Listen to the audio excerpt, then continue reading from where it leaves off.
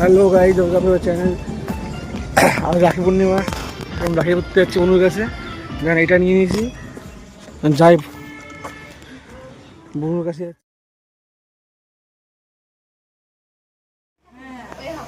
Round 2 আমাদের রাখি পড়াচ্ছিল, তারপরে আমাদের পড়াবে। এই জন্য ঘরে ঢুকে দাঁড়িয়েছিলাম, বনুর সাথে কথা বলছিলাম যে বিগত 13 বছর ধরে তুই শুধু নিয়েই যাচ্ছিস, কোনো কিছু দিস নি, এবার কী দিবি? ও বলছে আমি ভিখারি, কী করে দেবো বল, আমাদের ইনকাম করি না। এটা বাস্তব কথা, ইনকাম করে না, বাট কে দিতে হবে পনেরো। এই কী দেয় বছর? ও বলছে কি দেবে একটা বছর, বিগত 13 বছর শুধু ফ্রিতে নিয়েই যাচ্ছে, কোনো দেয় না কিছু। আমরা হচ্ছে বেকারা মানুষ, তুই দিয়েই যায়। এটা ये एक मेरा, 2 तेरा, 3 मेरा, ठीक है?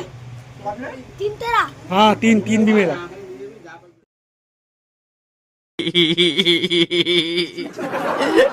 বসে পড়লাম, এবার আশীর্বাদ করছিল বোন।